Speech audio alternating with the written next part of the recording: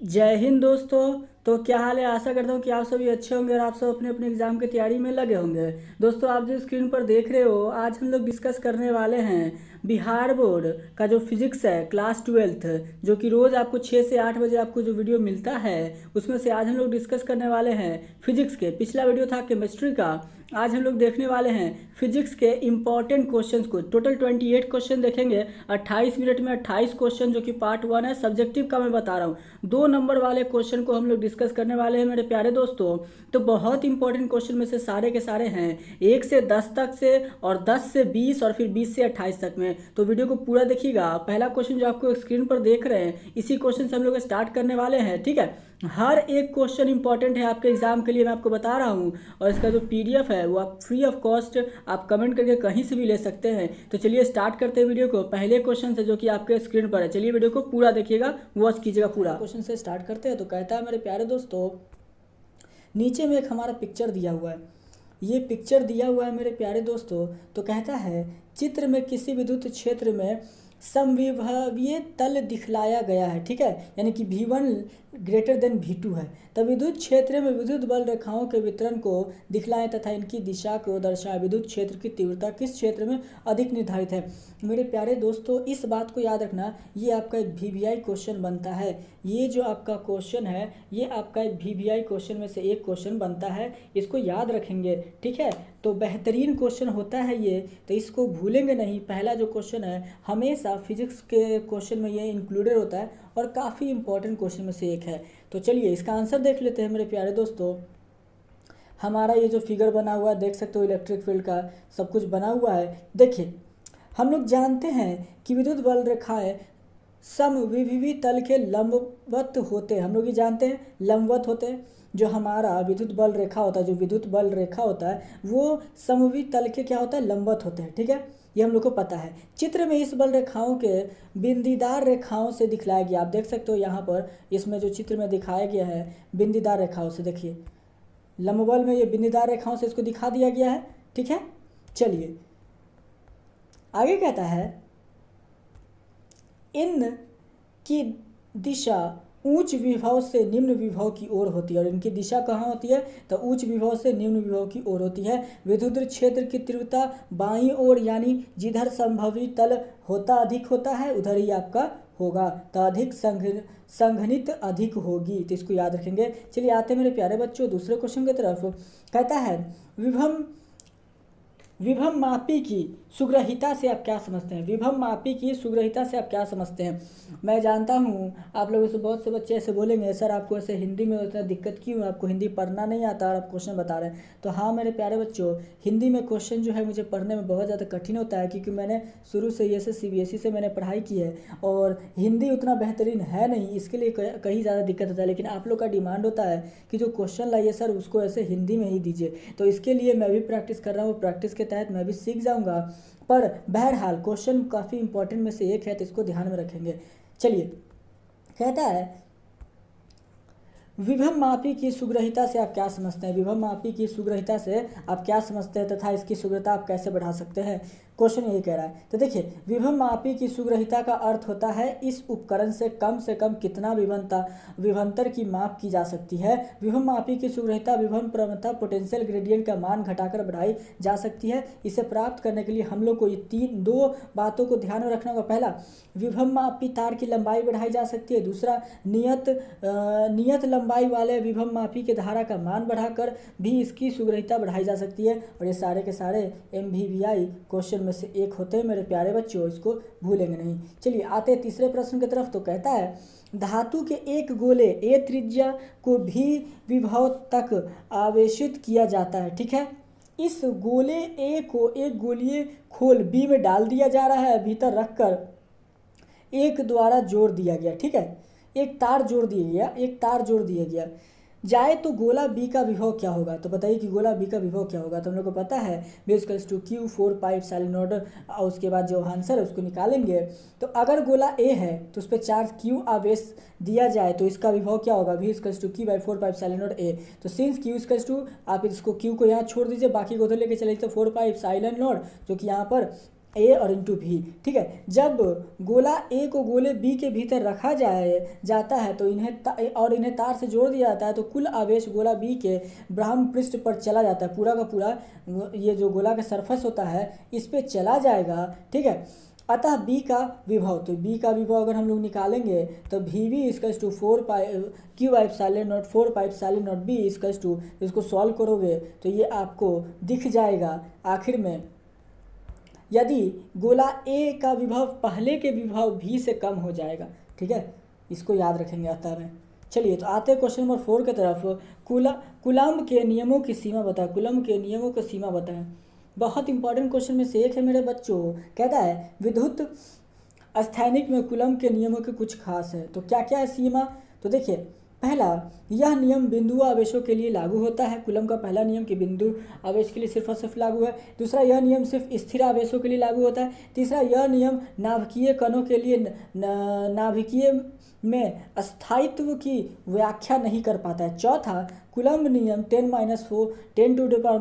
Metre पर second से तथा कम तथा कुछ किलोमीटर से अधिक दूरियों के लिए मान्य नहीं होता है। तो ये आपका क्या हो जाता है, आपके कूलम्ब नियम के सीमा। चलिए आते हैं मेरे प्यारे बच्चों 5 क्वेश्चन की तरफ। तो कहता है किसी माध्यम के पराधैर्यता से आप क्या समझते हैं, इसके मात्रक एवं बीमा को लिखें।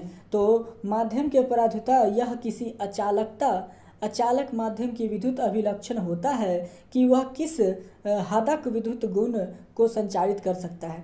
इसे प्रायः से सूचित किया जाता है। इसका एसआई मात्रक कूलम सेंटीमीटर पर स्क्वायर न्यूटन मीटर स्क्वायर होता है तथा इसका जो डेंसिटी होता है वो m-1 L-3 T4 और a स्क्वायर होता है। दोनों चीज़ याद रखेंगे।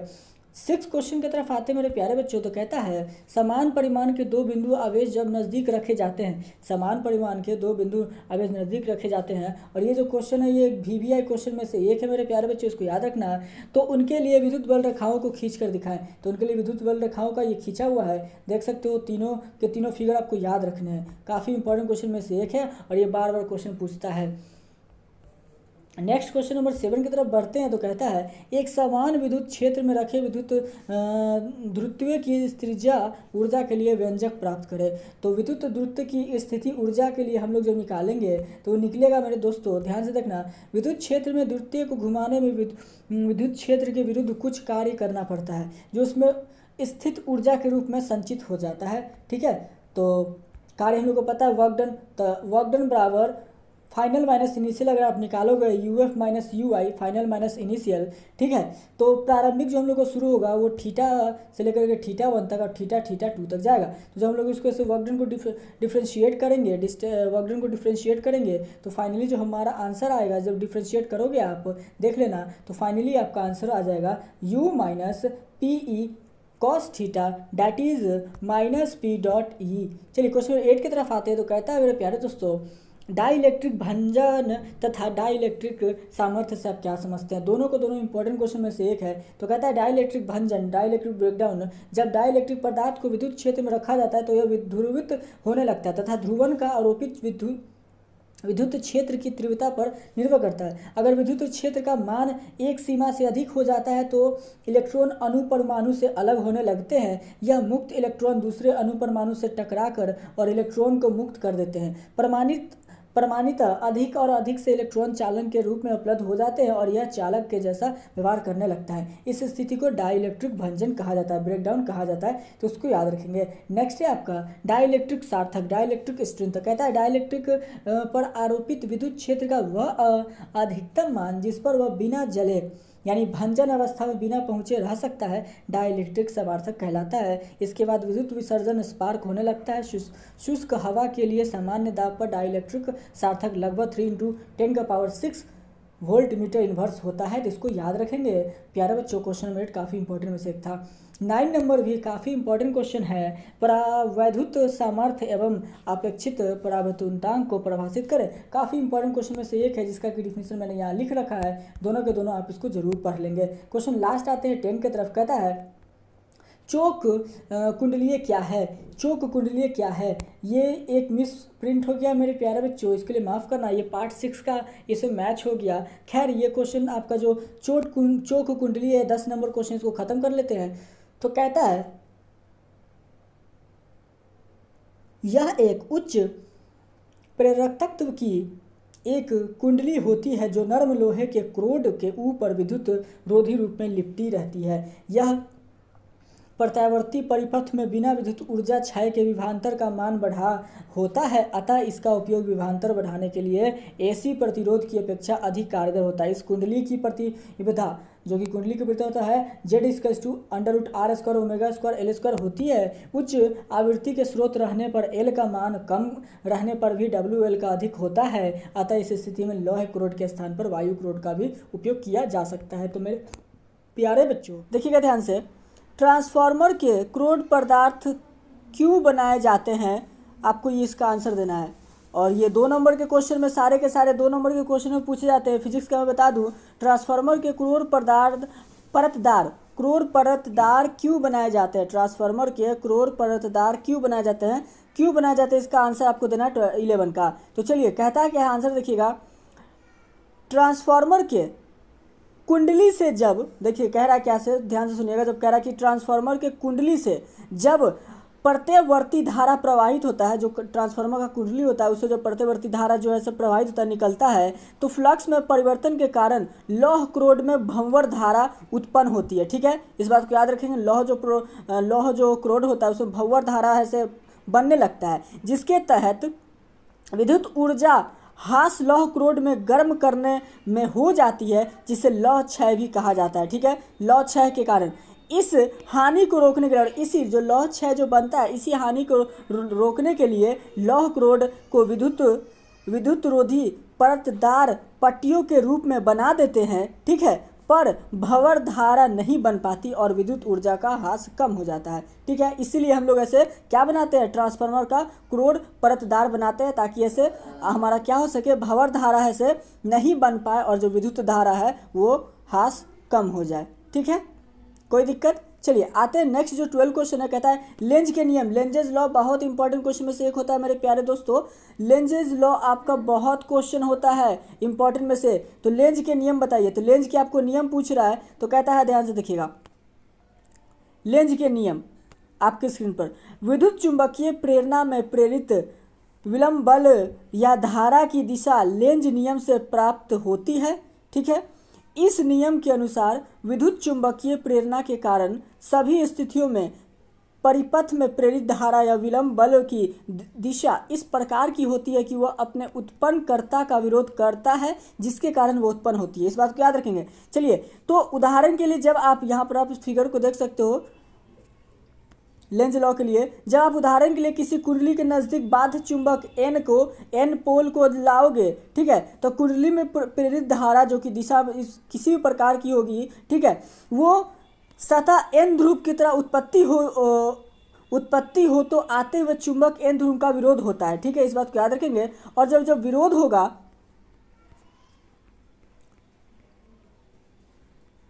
विरोध होगा तो कुंडली से संबंध फ्लक्स में वृद्धि होने पर प्रेरित धारा की दिशा ऐसी होती है कि इसके कारण फ्लक्स में कमी हो जाएगा। तो लेंजेज लॉ, चलिए आगे कहता है लास्ट, लेंज का नियम ऊर्जा संरक्षण नियम के अनुरूप होता है तथा इससे प्रेरणा के में विद्युत स्रोत की जानकारी भी मिलती है। लेंज का जो नियम है ऊर्जा संरक्षण नियम के अनुरूप होता है तथा इससे प्रेरणा में विद्युत स्रोत की जानकारी भी मिलती है। कोई दिक्कत।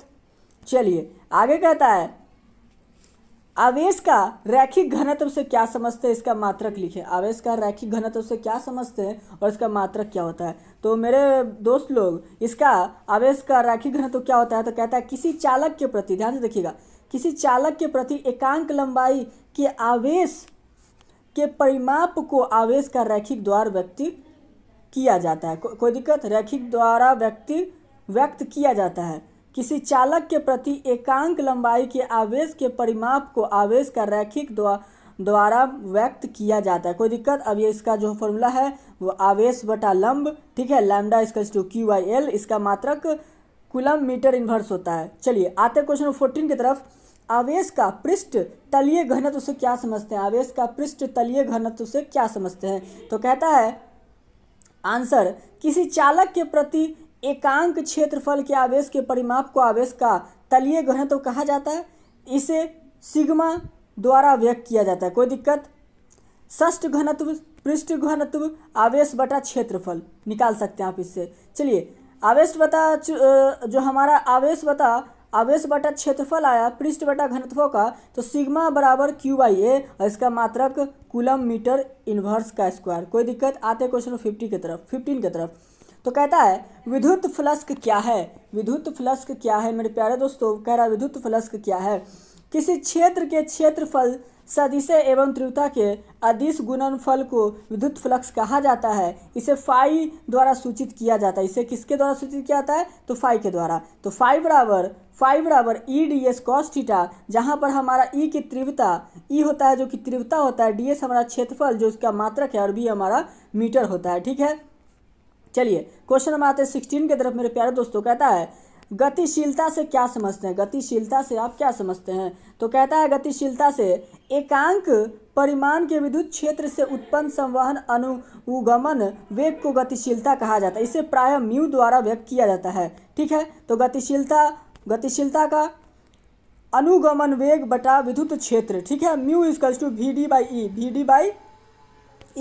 ठीक है, अगर ऑब्जेक्टिव में आया तो सिर्फ आप इतना भी लिखोगे तो आपका काम बन जाएगा। चलिए आगे बढ़ते हैं क्वेश्चन नंबर 17 की तरफ। तो कहता है कार्बन प्रतिरोध के कलर कोड का क्या तात्पर्य है? और ये आपका एक MVVI क्वेश्चन है।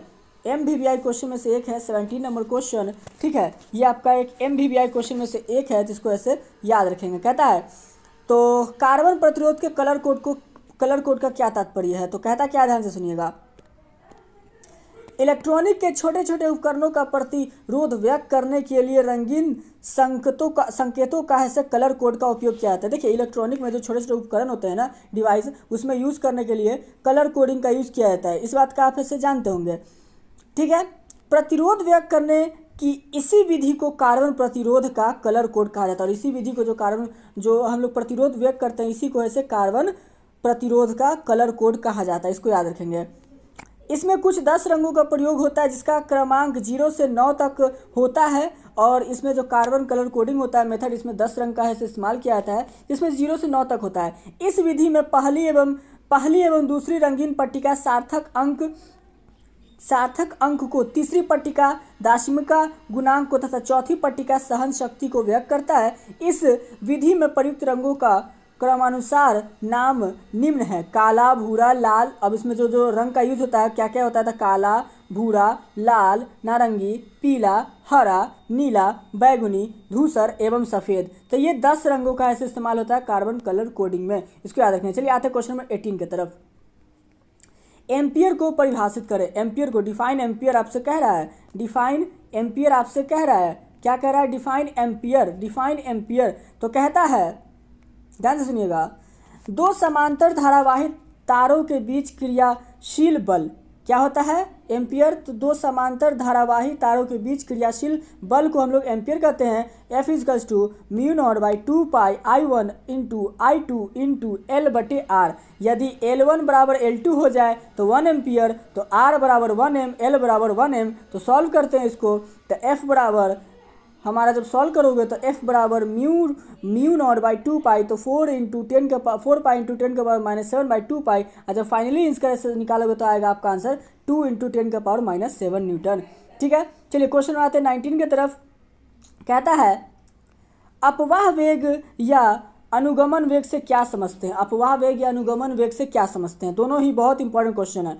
तो देखिए, कहता है वैद्युत क्षेत्र के प्रभाव से उत्पन्न दृष्ट प्रवाह की दिशा में आवेश औसत वेग ही उसका अपवाह वेग या अनुगमन वेग कहलाता है। कोई दिक्कत? वैद्युत क्षेत्र के प्रवाह से उत्पन्न, फिर से सुन लीजिए, वैद्युत क्षेत्र से प्रवाह से उत्पन्न दृष्ट प्रवाह की दिशा में आवेश का औसत वेग ही उसका अपवाह वेग या अनुगमन वेग कहलाता है। माना कि किसी चालक की लंबाई, एग्जाम्पल, माना कि किसी चालक की लंबाई एवं अनुप्रस्था काट का क्षेत्रफल a है। ठीक है, ये हम जान रहे हैं कि a है। तो चालक का आयतन Al। तो यदि चालक के एकांक आयतन में स्वतंत्रता इलेक्ट्रॉनों की संख्या n हो, तो पूरे चालक में स्वतंत्रता इलेक्ट्रॉनों की संख्या NaL हो जाएगा। अतः चालक का आवेश Q बराबर NaEL। और काफ़ी इंपॉर्टेंट क्वेश्चन में से मेरे दोस्त इंपॉर्टेंट क्वेश्चन है, इसको भूलिएगा नहीं। आज जो फाइनली इसका सॉल्व करोगे तो VD इक्वल्स टू I बराबर ANE। ठीक है, चलिए लास्ट क्वेश्चन आज के टॉपिक का, आज के क्लास का 20 क्वेश्चन। कहता है प्रतिघात एवं प्रतिबाधा से क्या समझते हैं? ये भी बहुत इंपॉर्टेंट क्वेश्चन है, ये भी बहुत बार पूछा जाता है बिहार बोर्ड के एग्जाम में।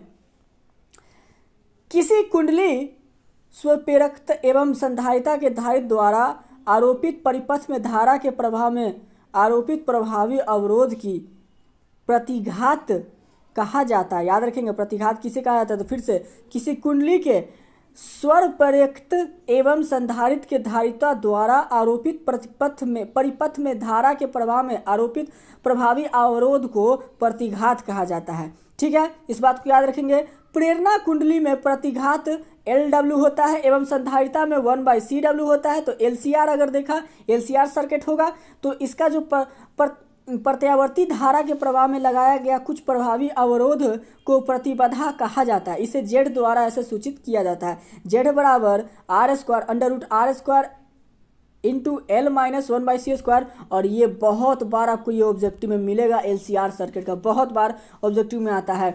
अतः 1 एम्पियर प्रबलता की विद्युत धारा वह स्थायी धारा है जो हवा या निर्वात में एक दूसरे से 1 मीटर की दूरी पर स्थित दो लंबे सीधे एवं समांतर चालकों से प्रभावित होने पर उसके बीच 2 × 10⁻⁷ न्यूटन मीटर इनवर्स का बल उत्पन्न कर देती है। कोई दिक्कत? चलिए, तो यही था हमारा क्वेश्चन नंबर 10 क्वेश्चन देख लिए ओवरऑल जो हमने देखा। देखते हैं क्वेश्चन नंबर 21 को। 21 जो आपके स्क्रीन पर है वो क्या कहता है, ध्यान से देखिएगा। 21 कहता है अस्वप्रेरण एवं अस्वप्रेरकता का 21 फिर से देखिएगा एक बार।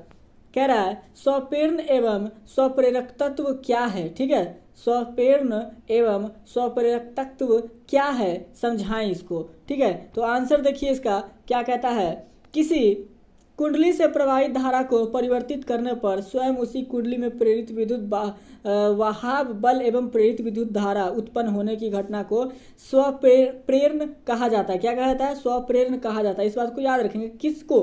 तो जब किसी कुंडली में जब धारा बहेगा, ठीक है, तो उसको परिवर्तित करने पर जो स्वयं उसी कुंडली में जो प्रेरित विद्युत वहाव होगा, ठीक है, बल एवं प्रेरित विद्युत धारा उत्पन्न होने की घटना को हम लोग स्वप्रेरण कहते हैं, स्वप्रेरण कहते हैं। ठीक है, इसको याद रखेंगे। किसी कुंडली का स्वप्रेरित प्रेरित विद्युत वहाव बल के संख्यात्मक मान के बराबर होता है द्वारा सूचित किया जाता है। इसका मात्रक हेनरी होता है। ठीक है, चलिए, तो आपसे हेनरी जरूर पूछेगा, तो इसको याद रखेंगे। क्वेश्चन 22 कहता है धारा घनत्व को परिभाषित करें। धारा घनत्व को परिभाषित करें। तो धारा घनत्व क्या होता है मेरे दोस्तों? तो कहता है धारा घनत्व के एकांक अनुप्रस्थ काट के क्षेत्रफल से प्रवाहित धारा के परिमाण को धारा घनत्व कहा जाता है।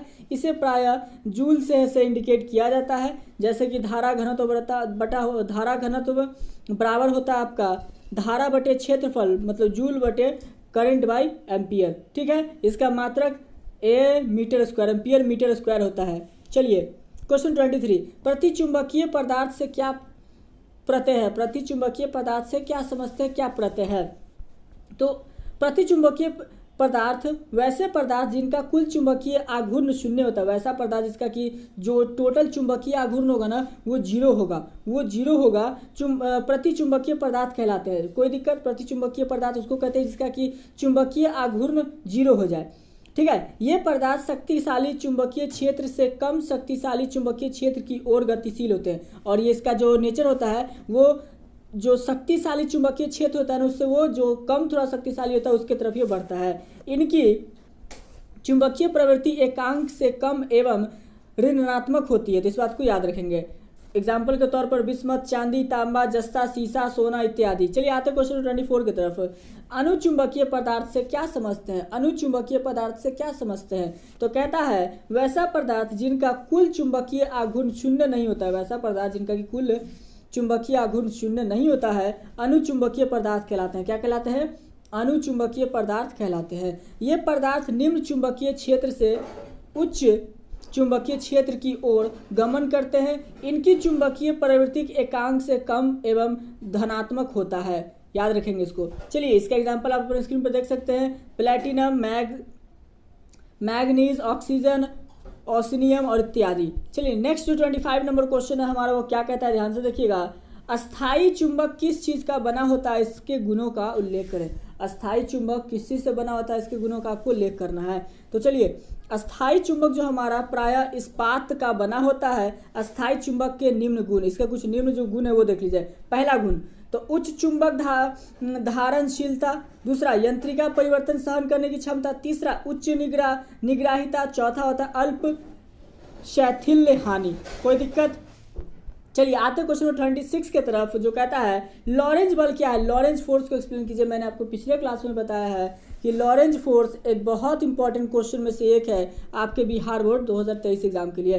कहता है माना कि L लंबाई की चालक से Q आवेश V वेग से प्रभावित होता है, ठीक है। यदि चालक चुंबकीय क्षेत्र B में स्थित हो तो लॉरेंज के अनुसार क्रियाशील बल F = QV क्रॉस B होता है, ठीक है, लॉरेंज के अनुसार। तो अब हम लोग को पता है कि V क्रॉस, जब भी क्रॉस कराते हैं तो साइन थीटा का उसमें यूज करते हैं। तो F = QVB sine theta, that is theta will be 90 degree. अब हम लोग इसको जब सॉल्व करेंगे तो F बराबर QVB, ठीक है, Q बराबर IT आ गया, तो F बराबर LTVB, उसके बाद F बराबर IIB, that is V = L/T। चलिए नेक्स्ट क्वेश्चन 27 की तरफ बढ़ते हैं। कहता है पोलोराइड क्या है, उसका उपयोग लिखें। ये भी एक इंपॉर्टेंट क्वेश्चन में से एक है, VBI क्वेश्चन में से एक है। पोलोराइड क्या होता है, इसका उपयोग लिखें। ऐसे व्यवस्था जिसमें चयनात्मक शोषण द्वारा समतल ध्रुवित प्रकाश देता है पोलोराइड कहा जाता है, ठीक है। और इसका उपयोग क्या क्या होता है, तो देखिए रेलगाड़ियाँ तथा हवाई जहाज के खिड़कियों पर तीव्र प्रकाश को नियंत्रित करने में इसको उपयोग किया जाता है। चश्मे के शीशों में भी आपको यही मिलेगा। चश्मा के शीशा में भी आपको जो है आपका इसी का यूज़ होने वाला है, पोलोराइड का यूज़ होता है चश्मे के शीशा में। उसके बाद मोटर कार के अग्रदीपों पर तथा वायु पट पर भी आपको ऐसे इसी का उपयोग होने वाला है। तो हमारा जो क्वेश्चन 27 था पोलोराइड क्या होता है, तो वो हम समझ गए। चलिए लास्ट क्वेश्चन है आज के इस वीडियो का और इस टॉपिक का। पारित कैपेसिटेंस, पारित की धारिता से क्या समझते हैं, कैपेसिटेंस की धारिता से आप क्या समझते हैं। तो उत्तर देख लीजिए। इसका कहता है मान लिया कि संधारिता संग्राहक प्लेट पर Q आवेश देने से उसके प्लेटों के बीच विभवांतर V हो जाता है, ठीक है। तो that is since Q directly proportional to V = CB हो जाएगा। हम लोग को पता है जहाँ C एक स्थिर राशि है, इसे संधारित्र की धारिता कैपेसिटी ऑफ कैपेसिटेंट कहते हैं। यदि V बराबर 1 हो जाए तो Q बराबर CB होगा, इसको हम लोग जानते हैं। अतः संधारिता के प्लेटों के बीच इकाई विभवांतर उत्पन्न करने के लिए दिए गए आवेश को संधारित्र की धारिता कहते हैं। तो ये हमारा जो क्वेश्चन था। आगे ये धारिता निम्न बातों पर निर्भर करता है। क्या क्या निर्भर करता है, तो प्लेटों के सतहों के समानुपाती, प्लेटों के बीच के माध्यम की विद्युतशीलता के समानुपाती और प्लेटों के बीच के दूरी की व्यक्त क्रमानुपाती। इसको याद रखेंगे, इन्वर्सली प्रोपोर्शन पे से ये डिपेंड करता है। तो यही था हमारा दोस्तों टोटल 28 क्वेश्चंस, ठीक है, कैपेसिटेंस। और ये इंपॉर्टेंट क्वेश्चन में से एक है, बता दे रहा हूँ, तो आप लोग उसको जरूर से याद करेंगे। तो मिलते हैं हम लोग अगले वीडियो में, जिसमें कि हम लोग बायोलॉजी के इंपॉर्टेंट क्वेश्चंस को ऐसे डिस्कस करने वाले हैं। केमिस्ट्री का हो चुका है शॉर्ट टाइप में पार्ट 1 का, फिर इसी तरीके से फिजिक्स का भी शॉर्ट टाइप में पार्ट 1, फिर सारे के सारे पार्ट 10 तक जाने वाले हैं, जिसमें कि क्वेश्चन का मात्रा घटता जाएगा, 3 तक क्वेश्चन चले आएंगे।